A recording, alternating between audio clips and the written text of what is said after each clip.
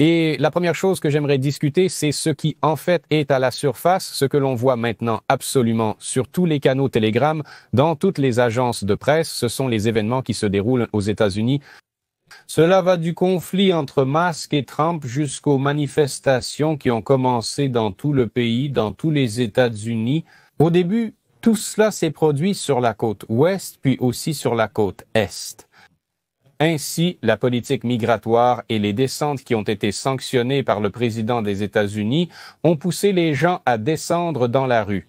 Ensuite, par décision de Trump, la garde nationale a également été déployée dans les rues. Nous allons parler de tout cela aujourd'hui avec les journalistes, les observateurs internationaux. Alexei Pechey sera en ligne avec nous. Bonjour Alexei Evgueni et chers téléspectateurs. Bonjour Alexei, commençons par les sujets brûlants. Pour commencer, j'espère que vous pourrez nous expliquer très clairement ce qui se passe entre les deux personnes les plus médiatisées actuellement aux États-Unis. C'est le conflit entre Musk et Trump, leur conflit public sur le réseau social qui, en fait, appartient à Musk. Ce sont des accusations et des menaces mutuelles. Trump menace Musk de réduire les achats publics et le financement des voitures électriques, ainsi que de réduire les subventions au développement. Musk, en revanche, ne peut rien opposer à Trump sur le plan financier, à part raconter que certains fichiers appartenaient à Epstein. Et tout cela sans le scandale, des scandales assez intimes, y compris une possible procédure de destitution pour Trump. Quel est ce conflit? Pourquoi est-il nécessaire? Et quelles pourraient en être les conséquences? Vous avez soulevé un point crucial de ce conflit. Vous avez dit qu'Elon Musk n'a pas de levier financier avec lesquels il pourrait faire pression sur le président américain Donald Trump. Ce n'est pas tout à fait vrai. Mais essayons de tout mettre à plat ici. Comme on dit, la raison du conflit, en réalité, elle se trouve à la fois dans la sphère des affaires et dans la sphère politique. Parce que d'un côté, Donald Trump ne déclare pas cela sans raison. Et si nous réduisons les contrats publics pour les entreprises, pour Elon Musk, et même alors, voyons comment il va parler. C'est une face de la médaille. Mais d'un autre côté, en réalité, tout le conflit a commencé à partir du moment où, à la fin mai, voire même au début mai, Elon Musk a commencé à critiquer celui-ci. Ce grand et beau projet de loi de Donald Trump, que l'on appelle aux États-Unis un projet de loi fourre-tout, parce qu'il mélange beaucoup de choses. À l'origine, il visait tout de même à réduire le déficit budgétaire des États-Unis d'Amérique. Et en principe, c'est en partie sur cette vague que Donald Trump a remporté les élections en novembre 2024 en promettant de réduire les dépenses publiques, de combler le déficit budgétaire, voire peut-être même de l'éliminer complètement. Et les Américains y ont cru, et en partie Elon Musk y a cru aussi, qu'il serait possible, avec l'aide du département de l'efficacité de la gestion, de réduire également les dépenses publiques. Et ensuite, grâce à une telle grande réforme financière et économique, il serait possible de complètement remanier le budget de l'État des États-Unis d'Amérique et de vraiment orienter l'économie américaine dans la bonne direction. C'est ce que nous voyons publiquement, et ce qui sort de la bouche de Trump comme d'un tel éminent populiste. La société américaine y a cru, pensant que cela stimulerait l'économie et que tout fonctionnerait. Mais lorsque les premiers détails de ce grand et beau projet de loi ont commencé à apparaître, il est devenu clair qu'il n'était pas du tout question d'économie budgétaire. Au contraire, il s'avère qu'au cours des prochaines années, la dette publique des États-Unis d'Amérique va augmenter. Le déficit budgétaire va s'aggraver, selon des estimations modestes, de 2 à 2500 milliards de dollars. Et bien sûr, Elon Musk commence à s'accrocher à ces chiffres et à dire « Écoutez, vous tous, je veux dire Trump et son entourage disaient qu'il fallait réduire le déficit budgétaire, et vous, au contraire, vous l'augmentez. » Comme quoi, c'est une mauvaise décision. Si vous regardez les publications d'Elon Musk ces derniers jours, il a très souvent repartagé certains posts de Donald Trump. Là-bas, je ne sais pas, ça remonte à 5 ou 6 ans. Des publications de Mike Johnson, le président de la Chambre des représentants, qui disait qu'il fallait réduire le déficit budgétaire. Et Elon Musk dit « Et vous, qu'est-ce que vous faites ?» Et en fait, tout donne l'impression qu'Elon Musk est un tel défenseur de l'intérêt public qu'il ne veut pas que le déficit budgétaire augmente. Mais tout est très banal, tout est très simple. Le projet de loi stipule clairement qu'il existe de plus grandes préférences pour ceux qui extraient du gaz et du pétrole pour les industriels. Pour les énormes entreprises américaines, il y a une réduction d'impôts pour les grandes corporations qui, d'une manière ou d'une autre, sont impliquées dans ce grand business. Mais il n'y a aucune exonération, aucune subvention, aucune préférence pour les fabricants de voitures électriques. Et d'ailleurs, dans ce projet de loi, il y a un point clairement stipulé selon lequel il faut réduire le financement de ce qu'on appelle l'énergie verte. Il faut réduire tous les postes concernant la protection de l'environnement. Il faut couper toute cette histoire d'énergie verte. Par conséquent, cela touche directement Elon Musk, cela touche directement son entreprise Tesla, et donc il commence à dire ouvertement « Et où sont donc mes avantages promis ?» J'ai investi très sérieusement dans la campagne électorale de Donald Trump. J'ai fait du lobbying pour ses initiatives. Et j'attendais, excusez-moi, un certain retour à la sortie, que j'obtiendrais quelque chose de tout cela. Parce que selon les estimations les plus modestes, Musk a investi plus de 200 millions de dollars uniquement dans la campagne électorale de Trump. Cela sans compter les dépenses pour des fonds séparés qui soutiennent le parti républicain. C'est-à-dire qu'il a investi beaucoup d'argent. Il a investi sa réputation, et il s'attendait à ce que dans le nouveau, grand et beau projet de loi, il y ait beaucoup de privilèges pour lui. Pour un fabricant de voitures électriques, il s'attendait à ce qu'il y ait de nouveaux contrats, par exemple pour l'entreprise, et que de l'argent y soit investi. Mais il s'est avéré que l'argent n'y était pas investi. L'argent est investi dans les grandes entreprises. L'argent est investi dans la défense. L'argent est investi dans la protection des frontières nationales. Et lui, il ne reçoit rien. Et si vous faites attention, Donald Trump a aussi attiré l'attention là-dessus. Il dit qu'Elon Musk s'est vexé parce qu'on l'a tout simplement privé de financement. Les subventions pour les voitures électriques sont un élément qui peut vexer Elon Musk, car il n'obtient pas ce qu'il voulait. C'est alors que la composante politique entre en jeu. Et je vais revenir à ce que j'ai dit au début, quand j'ai mentionné qu'Elon Musk peut avoir une influence financière sur Donald Trump. En fait, la dernière déclaration de Donald Trump, elle disait à peu près, je ne me souviens pas des mots exacts, mais en gros, que si Elon Musk décidait soudainement d'aider les démocrates, il en paierait le prix. Et ici, il y a un point intéressant. Le fait est qu'avant ce scandale, Elon Musk avait publiquement promis qu'il investirait 100 millions de dollars dans différents fonds de soutien au parti républicain. C'est-à-dire qu'ils ont là-bas un système assez complexe, où, aux États-Unis, il est en principe permis. C'est absolument légal. Si un homme d'affaires peut investir de l'argent dans tel ou tel candidat politique, c'est absolument légal. Le seul problème est l'interdiction de transférer directement de l'argent. Elle passe par des fonds spéciaux de soutien au parti républicain, et ainsi de suite. Elon Musk promet qu'il allouera 100 millions de dollars à ces fonds. En 2026, les États-Unis auront les prochaines élections de mi-mandat au Congrès. Tout le pays s'y prépare déjà. Et il promet 100 millions. Et maintenant, il laisse entendre que ces 100 millions ne seront pas là. Pour le parti républicain, ils ne seront pas là.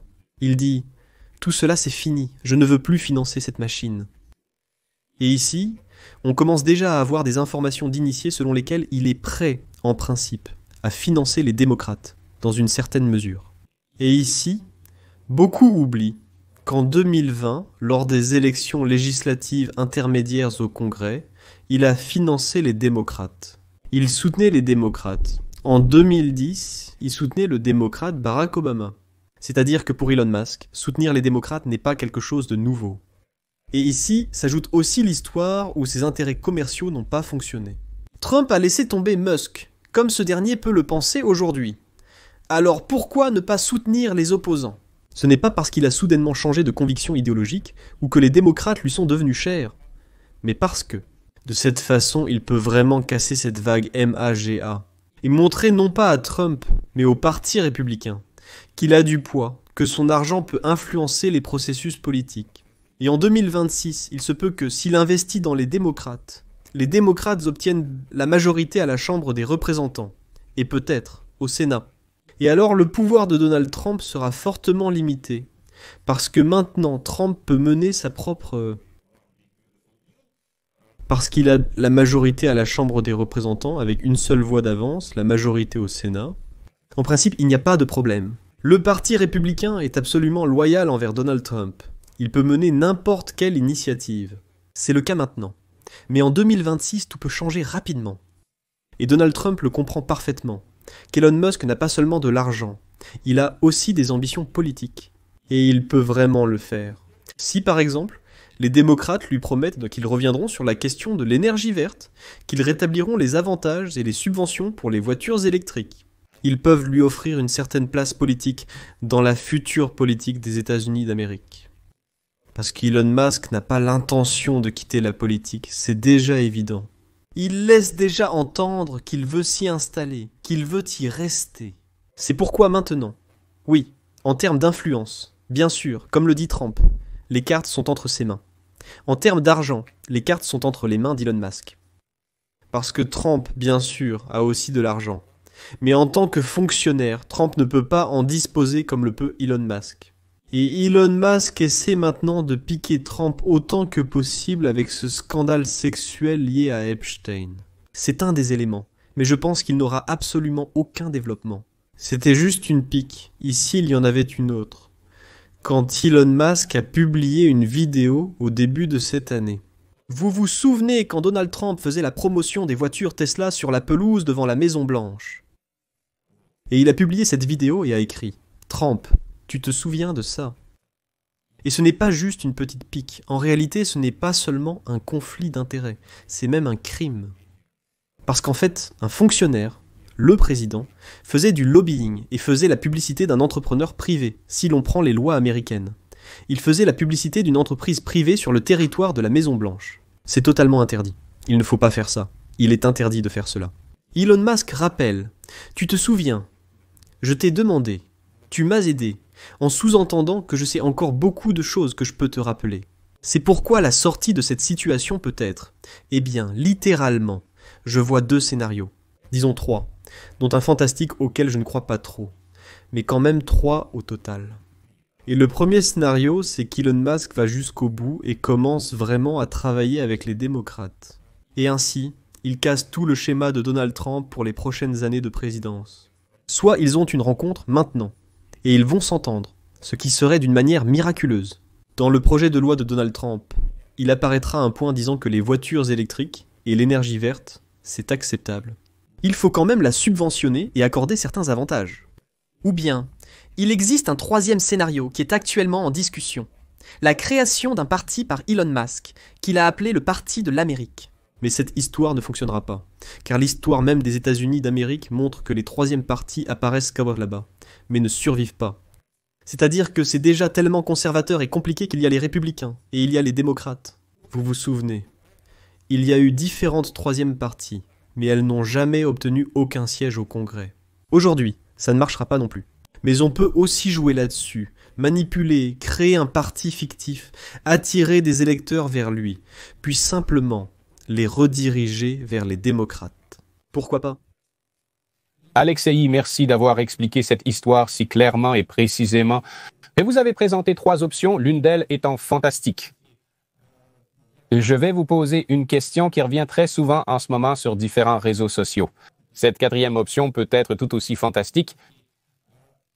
Est-ce que Volodymyr Zelensky pourra réunir Trump et Musk à la table des négociations et résoudre ce conflit en 2 semaines? Ça ressemble à une blague, probablement même en une journée. Laissons cela. Si Elon Musk vient en costume, s'il vient en costume, probablement, oui. D'accord, oui. Merci. Attendons de voir comment cela se passera.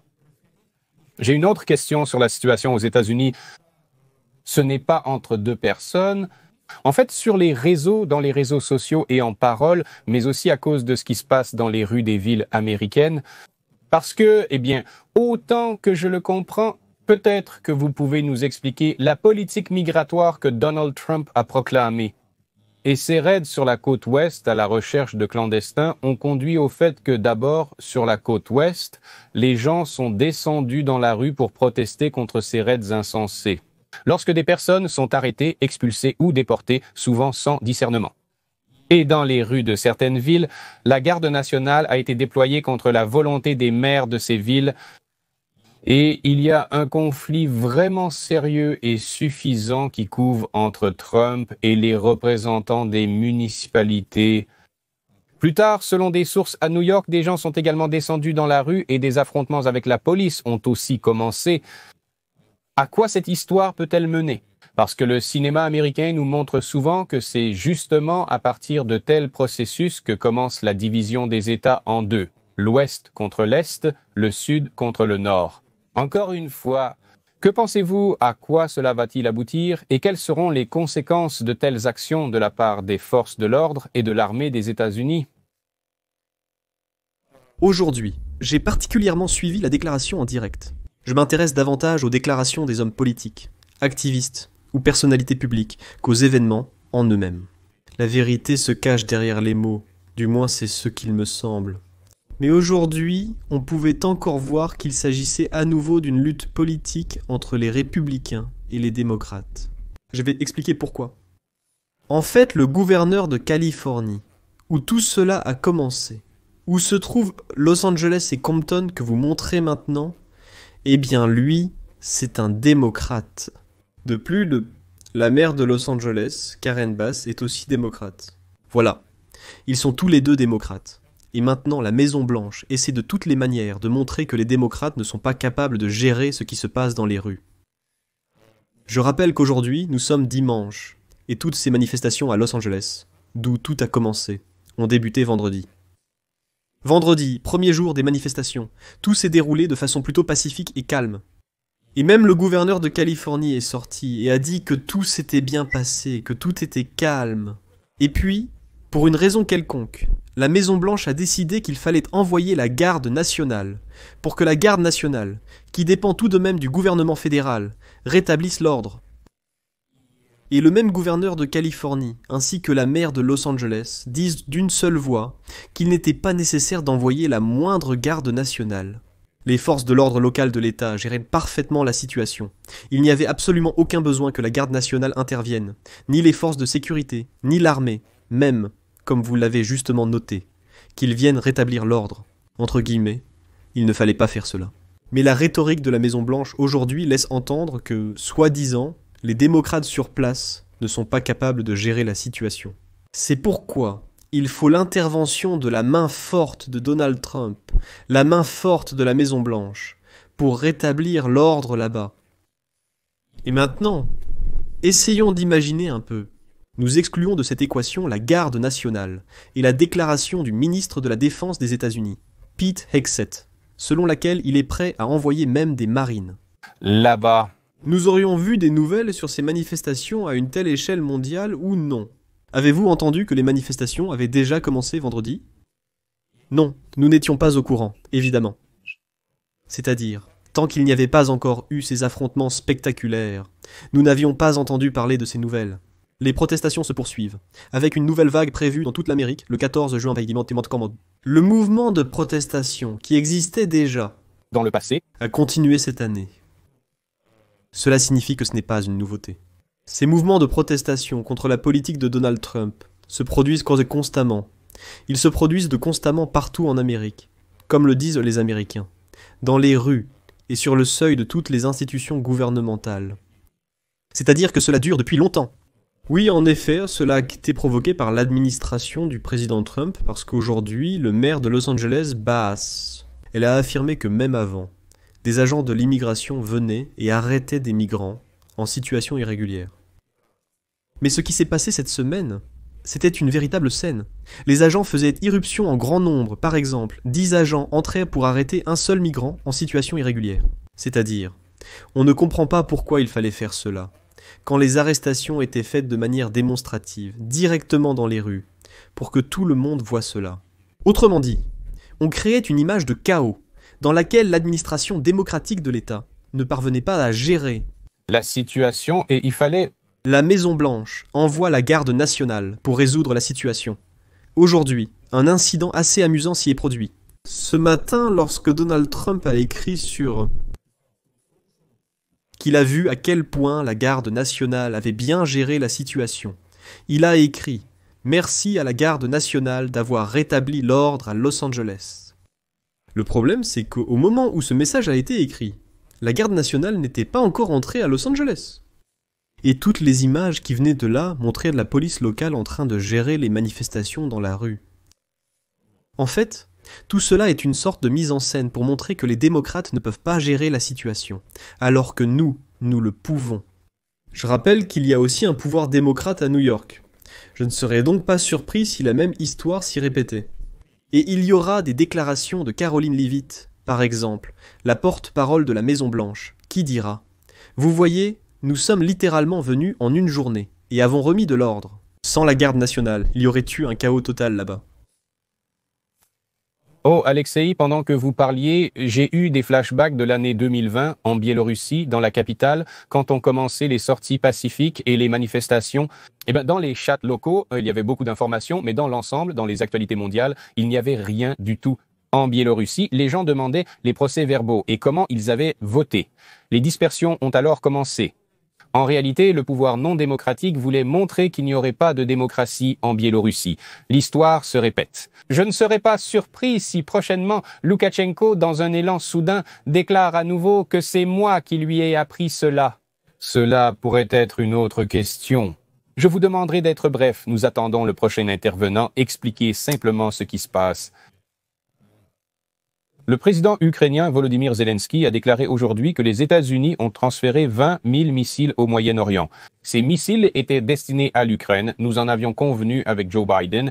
Voilà l'information qui est apparue sur les chaînes Telegram ukrainiennes. Mais quel est donc ce tour? Quelle est cette manœuvre de l'administration de la Maison-Blanche? Si je ne me trompe pas, il s'agit de l'histoire du retrait des munitions des entrepôts du Pentagone. Il y a deux modèles distincts pour obtenir l'aide militaire américaine. C'est lorsque des contrats sont conclus avec des fabricants d'armes. Et alors, nous attendons un certain temps pendant que le fabricant le produit et le livre directement à l'Ukraine. C'est-à-dire, c'est lorsque le gouvernement des États-Unis conclut des contrats, paie pour ses armes, mais le fabricant les produit directement pour l'Ukraine. Il existe une deuxième façon de fournir une aide militaire, plus urgente. C'est lorsque les armes sont prises directement des entrepôts du Pentagone et immédiatement transférées à l'Ukraine. Puis le gouvernement américain conclut des contrats et les fabricants reconstituent ces stocks. Et malheureusement, dans le cas où ce sont précisément des munitions qui sont retirées des entrepôts du Pentagone, il est effectivement possible qu'il y ait une réaffectation. C'est-à-dire qu'ici, il n'y a pas de contrat clair, il n'y a pas de procédure clairement définie selon laquelle ces armes sont précisément transférées à l'Ukraine.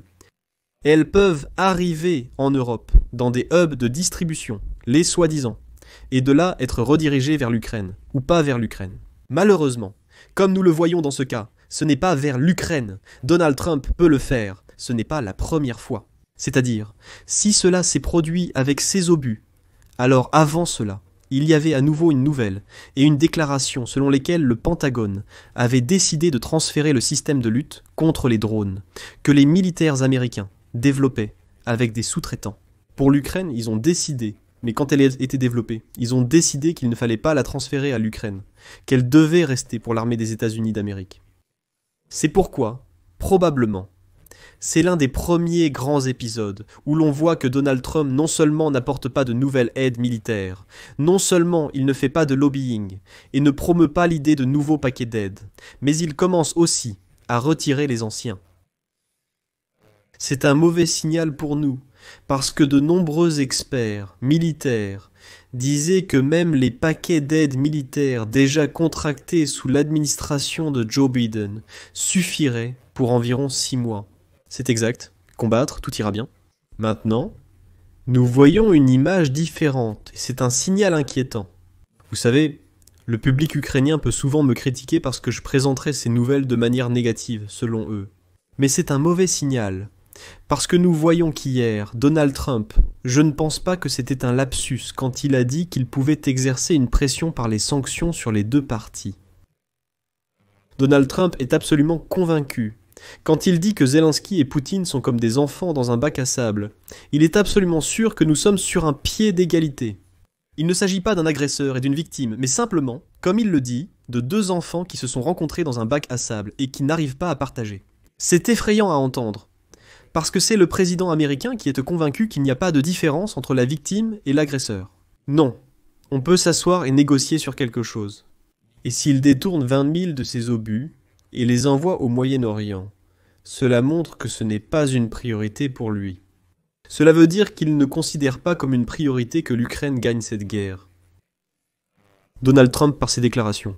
En fait, il prive l'Ukraine de son droit le plus fondamental, le droit à l'autodéfense. Lorsqu'il dit que nous sommes sur un pied d'égalité, il retire le droit que possède la victime, c'est-à-dire le droit à l'autodéfense. Malheureusement, nous voyons vraiment maintenant une situation où Donald Trump se détourne de l'Ukraine. Vous voyez comment il tergiverse à propos des sanctions contre la Fédération de Russie. Combien de fois a-t-il déjà répété à propos de 2 semaines que je vais voir? Encore 2 semaines.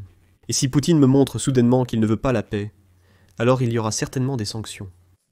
Et maintenant, je vais vous dire qu'au Congrès des États-Unis d'Amérique, on discute de la question de ce paquet de sanctions infernales, comme l'appellent Lindsey Graham et Richard Blumenthal, où il y a 500% de droits de douane sur ces pays. Qui continueront d'acheter du pétrole russe, du gaz, de l'uranium, etc. Il sera modifié. Il y aura 2 amendements. L'un modifiera potentiellement le pourcentage de la taxe, et l'autre portera sur ce point clé. Il faut toujours prêter attention à ces détails. La seconde modification remplacera le mot « doivent » par « doit être remplacé ». Autrement dit, si un pays achète des ressources énergétiques à la Russie, un droit de douane de 500% devra lui être imposé. Alors le président des États-Unis signe, et tout cela entre en vigueur. Cela peut être remplacé par « peut être introduit », et alors le président des États-Unis peut dire que cela peut ou peut ne pas être introduit. Oui, c'est bien connu. C'est toute l'histoire avec Donald Trump. Peut-être oui, peut-être non, tout reste en suspens. Alexei, merci d'avoir pris le temps de nous expliquer parfaitement les choses aujourd'hui et d'avoir consacré du temps à Malanko Media. Nous garderons contact avec vous. Gloire à l'Ukraine, bonne journée. Gloire aux héros, merci à vous.